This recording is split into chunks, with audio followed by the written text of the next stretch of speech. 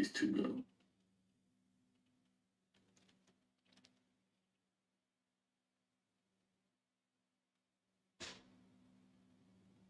Okay, 3, 2. Times are softening. There is change happening into the market. If you are thinking of buying a home in this market today, what is the best scenario? Of course, on my Instagram and TikToks, I've been showing different scenarios. And tonight we're going to go over what scenario fits your needs. But before you negotiate anything, when you're buying a home, you want to look at the last comparable sale so you know what wiggle room you have. What's going on, guys? My name is Min Win with What's a Mortgage. Welcome to our channel. The goal of our channel is to simplify home ownership. If it's your first time tuning in, do me a huge favor, hit that subscribe or notification button so you're notified every time we go live or post new content. We go live every Monday night on Facebook and YouTube at 9 o'clock. Tuesdays on TikTok at 8 p.m. and 9 p.m. on Instagram. So if you're not following us on our other platforms, please go ahead and do that as well. Also, this is an interactive live stream, so ask a lot of questions.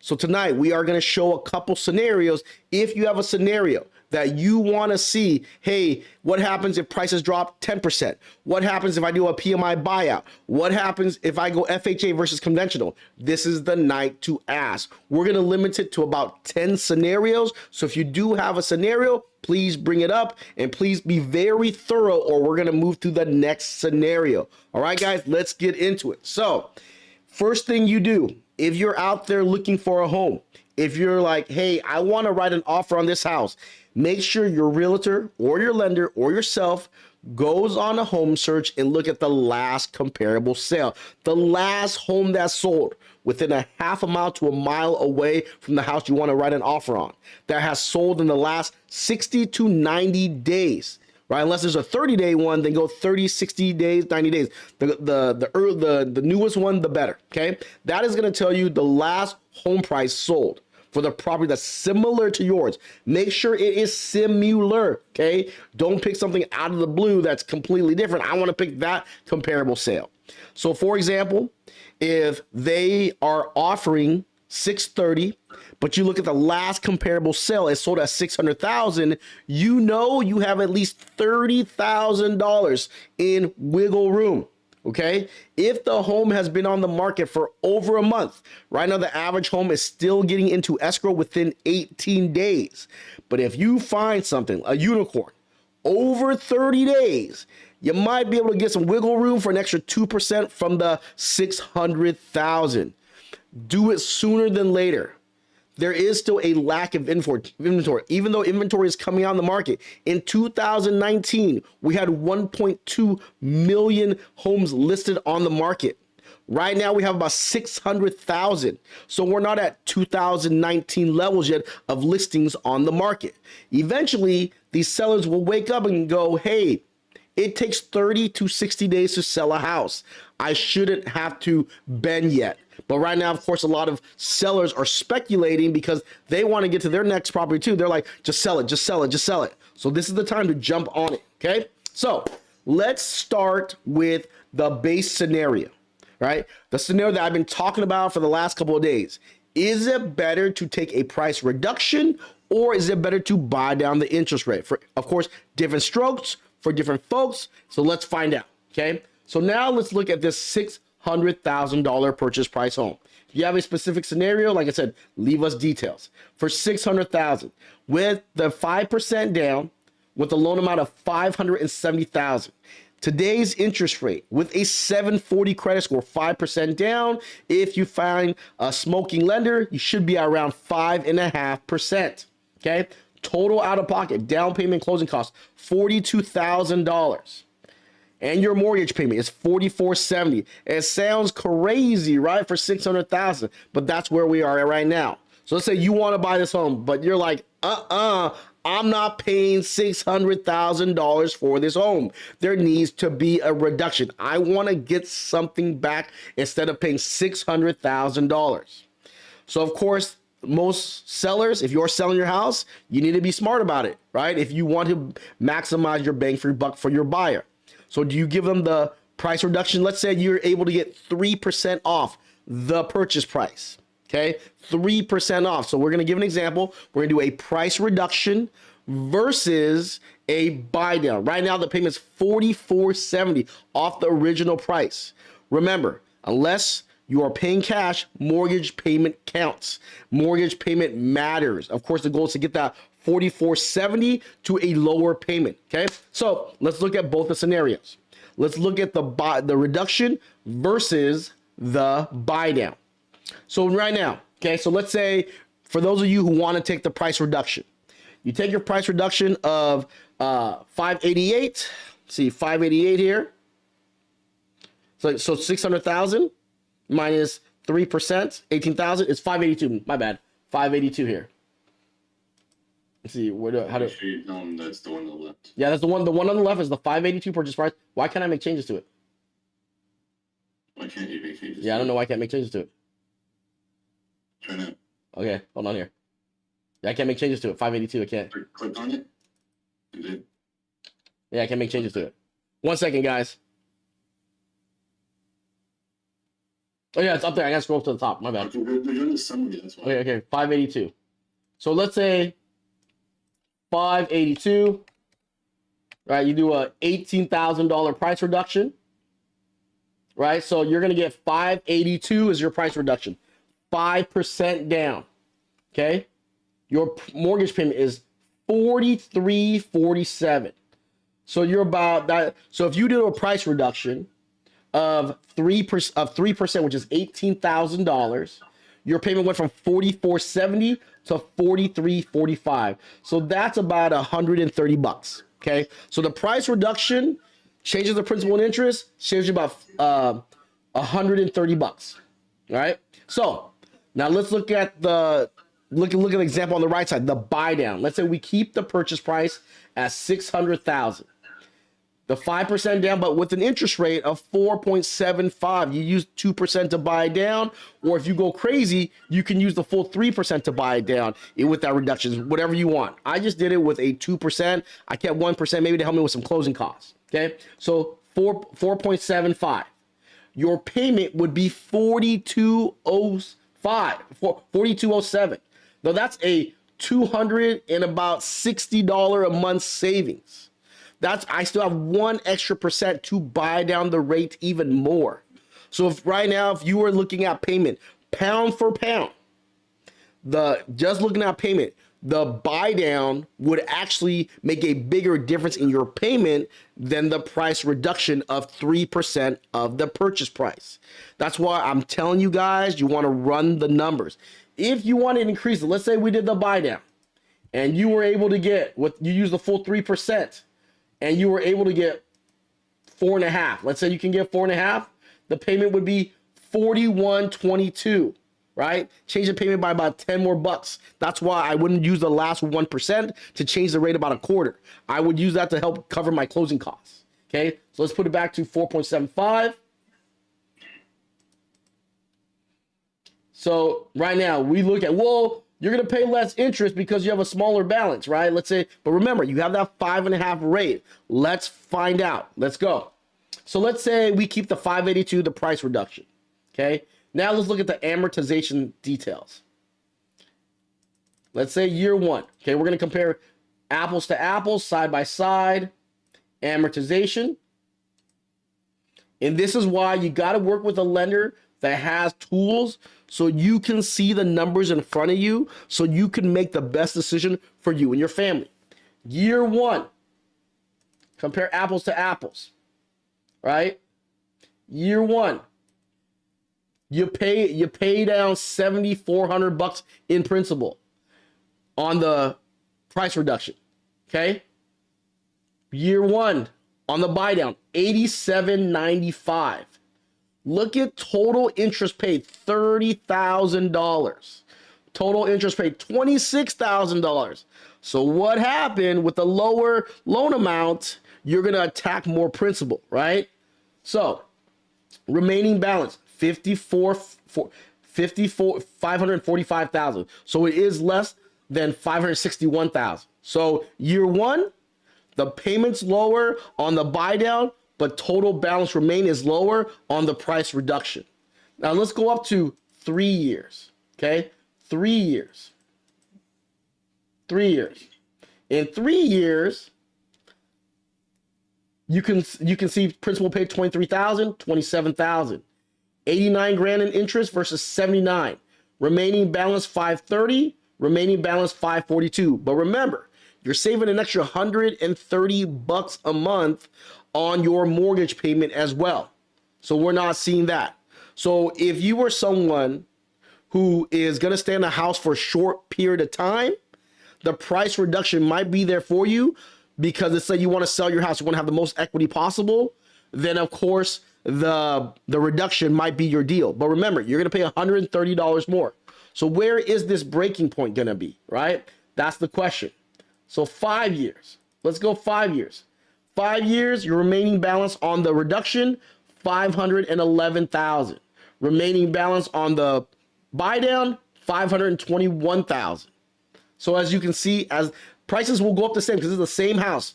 It appreciates the same, but you have more equity in the reduction. But remember, you're paying an extra $130 a month, 140, 130, 140. Let's go to year 8. In year 8, the the reduction still wins and balance left. But remember that $130 a month, what have you saved? That number we haven't counted. If you want to get down to the nitty gritty, so on $130 times 96 months, that's $12,000 you would save with the 130. So if you're going to go count the $130 a month in savings, yes, on year 8, you're up big. Even though the balance is down by 6,000, but you saved about $12,000 in 8 years with $130 a month. So you got to make that decision. What's better for you, right? Is it better for you to get the price reduction, or is it better for you to get the buy down? What is important to you? Let me know in the comments below. So that right there is a scenario that everyone is debating: do the price reduction or not do the price reduction. Okay. Another thing you might want to look at. You can go to just my face, just me. Another thing you guys might want to look at: renovation. Okay, like I said, you want to look at the last comparable sale. Thank you, Audrey. You want to look at the last comparable sale, and you want to see what is that price. Right now, because the market is softening, you are not going to, the seller won't be able to sell above that price, depending on the area. Of course, real estate is local, but nationwide, I'm not going to paint like, oh my God, prices are like skyrocketing. Certain areas, it's not coming down. But then other areas, it is starting to flatten out. Will we get a dip? There might be a minor dip, but like I said, there's not enough inventory. In 2019, we had 1.2 million. Right now, we have 600 something thousand. We haven't returned to normal levels yet. And will normal levels get there? Remember, new construction, even though they're going to build and sell a lot, they've only finished about 40,000 homes. The builders can decide not to finish these houses. But people who live in their home, unless unemployment gets to a high level and their mortgage payment, they can't afford anymore, then of course they're going to sell their houses, but we'll bring more inventory on the market. But right now, that's not where we're at. But we'll see how much the feds have to turn up the Fed rate for unemployment to continually grow. All right. So let's say you look at a house and you see where you're at. Instead of taking a price reduction, buying down the rate, you might be able to take some money for renovations. And it's a cheaper way to do renovation compared to doing a renovation loan, right? So you're going to live in a house. A lot of people, since you're paying a high interest rate, you're paying top dollar, you want a move-in ready home. Maybe instead of taking the 3%, the $18,000, maybe you take 2% to buy down the rate, use 1% to maybe paint the whole house. If you have the right real estate agent, you can set it up where you can use the 1% to paint the house, change the carpet, right? Change the heater, change the air conditioning system. There's a lot you can do, but the most important thing is figure out first, where is your price limit? Make sure you talk to a lender and make sure you talk to a realtor before you start. Oh, I like this house. I like this house. And just writing out offers without looking at where you can budget. It's important for you to know that. And it's important to know right now, for those who, I'm going to wait for prices to come down more. If prices come down more, you have no wiggle room. For prices to come down more, payments would have to go up, right? Interest rates would have to push up even more. And of course, if price keep closing at a lower level, you have less wiggle room. Right now, your last comparable sale is keeping your house at a place where there's wiggle room for closing costs, for price reductions, for renovations, for buy downs, and also for PMI buyouts. But if comparable sales start coming down lower, you have less wiggle room. So think about that as you're out there looking at offers and writing offers right now.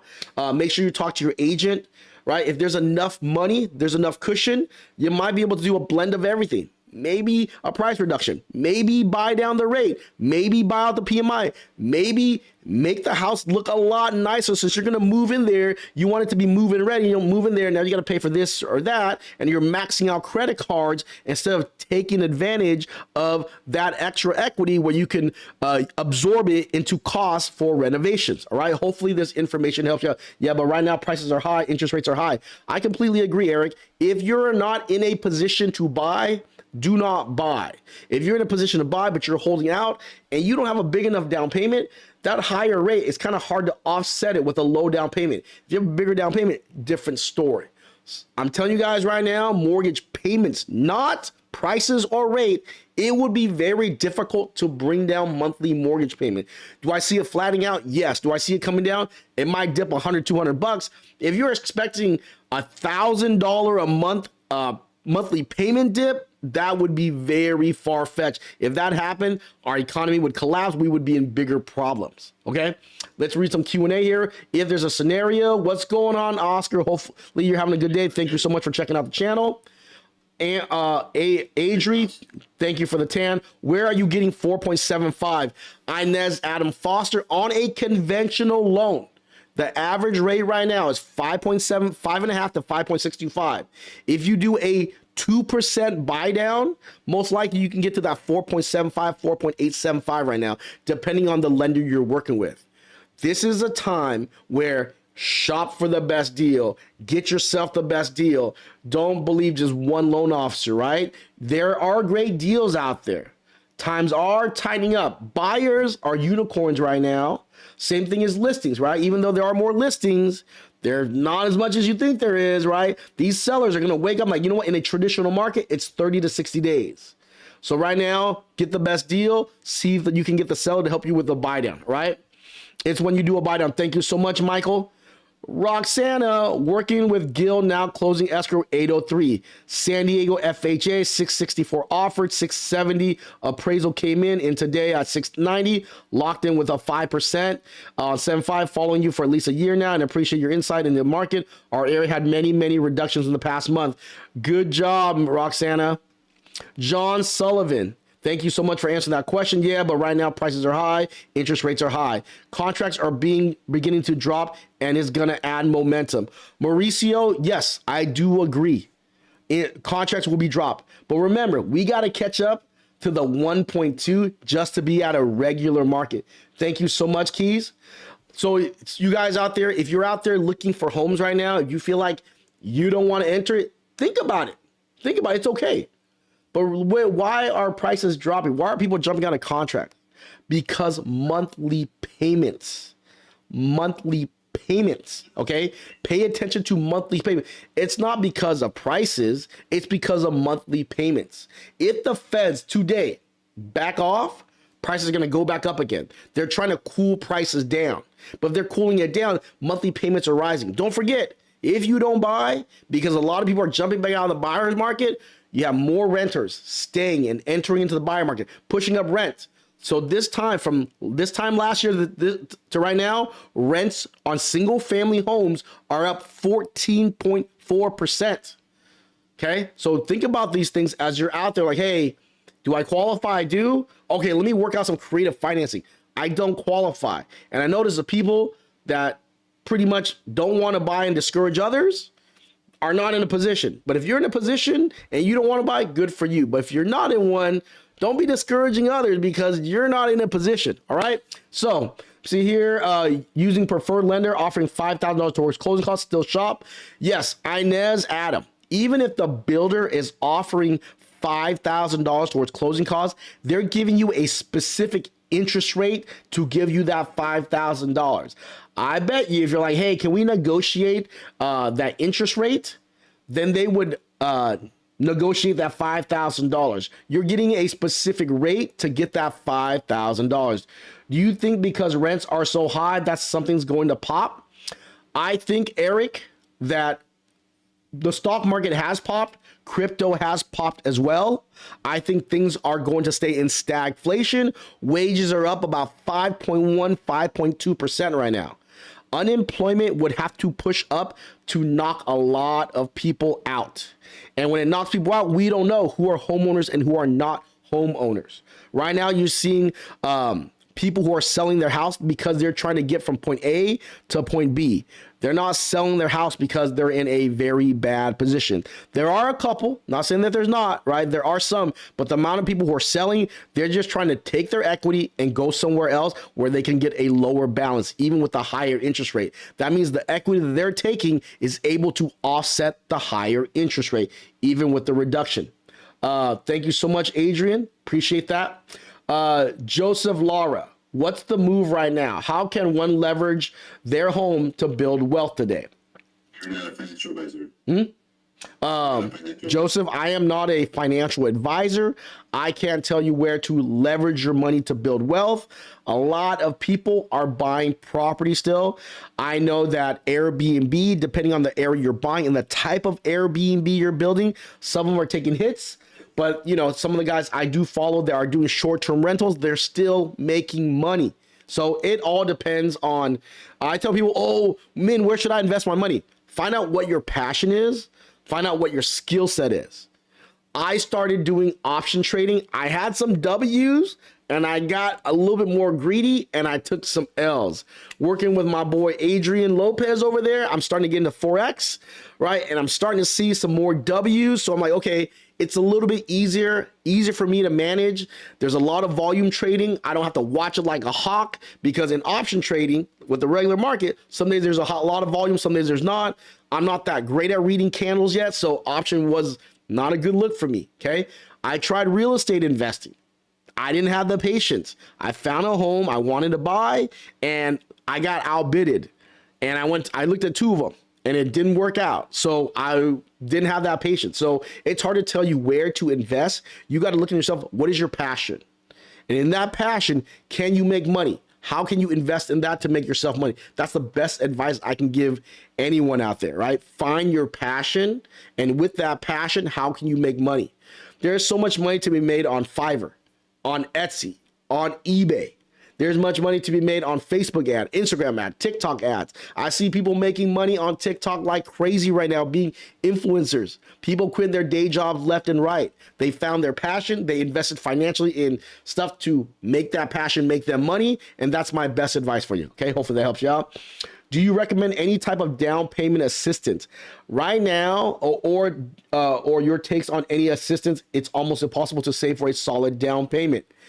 Right now, keys, if it was me, I would do Cal HFA, but I would do the one with the lowest Cal HFA, and I would have my seller cover all my closing costs. That's what I would do right now. I would go with a Cal HFA loan, right? Have the lender do my loan estimate with all the fees, because on down payment assistance, the lender has to charge a fee up front. But if you do the lowest Cal HFA, right, you're going to have a good rate. Then you have the seller cover all your closing costs. You want to look for a home that's on the market for a couple months now, or maybe a month. I don't know if there's a lot for a month yet. I would attack them, get them to help you, right? If you go with the GSFA program, right, you can get that money forgiven. So you have to ask the seller, but the rates are higher than conventional than it is on the FHA. So depending on what you're looking to do, all right, hopefully that helps you out.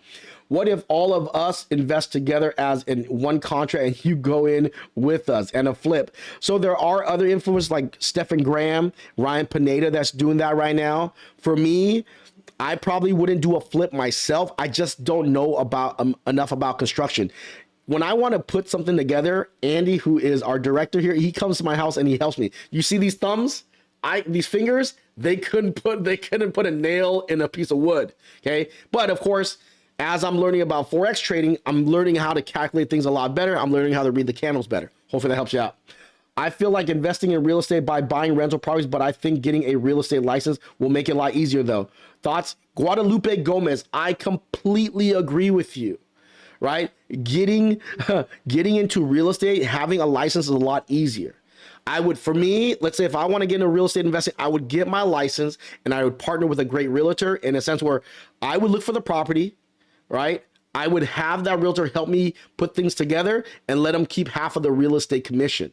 And you could budget more to do that when you have your license. Also, when you have your license, you can apply for more things. You can go get more data because you are a real estate agent. They'll sell you more data so you can find more gems, right? I know there are people doing it without a license and they're successful. I'm not saying that you have to have a license, but anyone I know that is that close to me, right? I can go down the list of everyone.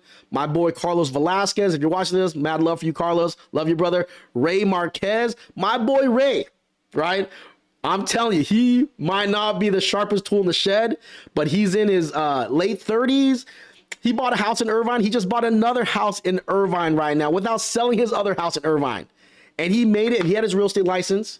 He learned he did a couple flips with my buddy, John Williams, who's a real estate, who's a investor as well. And he learned John made some of the money, more of the money in the beginning, but he learned. But when you have a license, when you buy the house, you use real estate commission. When you sell the house, you have more of a wiggle room. So Guadalupe, they say you don't need one. There's people, and they're selling you these courses. I'm not saying they don't work, but for what I've seen, those are the agents. Those are only a couple of the people I can name off that the reason why they're successful is because they're realtors who are doing real estate investment. They have more wiggle room. Hopefully that helps you out.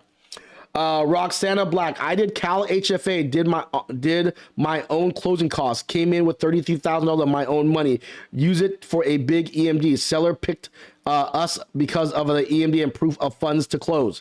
That was great before the month of June. So a lot happened in the month of June, guys. So I can tell you right now, the first or second week of June, prices peaked, right? But payments were a lot lower before June. Remember that. People were able to get 4s still and maybe low 5s before June. When June kicked in, the upper 5s really kicked in. That's why you're going to see June report and you see July now, things are softening. When that 5.25 turned to 5.5, up to 6%, and they juggled in that 6% range, that's where a lot of buyers cooled off. They think that the heavens are going to open, Jesus is going to reach his hand down and pull out, low interest rates and low purchase prices. Remember, if prices dip too much, I'm not saying that it is, you still got to deal with investors. And everyone's talking about these foreclosures. If a home is foreclosed on, it will be sold before it hits the market. It is cheaper for the bank to sell it to institution and hedge funds compared to selling to consumers. And they learned that in the 2008 market. Hopefully that helps you guys out. All right, guys. I think that's all the Q&A today. I didn't get too many scenarios. I really appreciate everyone who watched and supports the channel. Thank you so much. If I brought you any value, do me a huge favor. If you're not watching us right now, please hit that subscribe and notification button.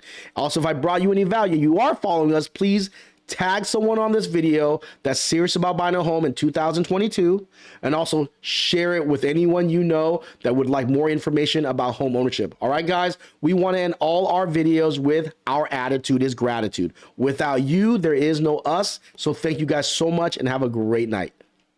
Also, thank Michelle Rios. Oh, thanks, Michelle. Thank you, Michelle Rios, for the stars. Edith Medrano. And Edith Medrano.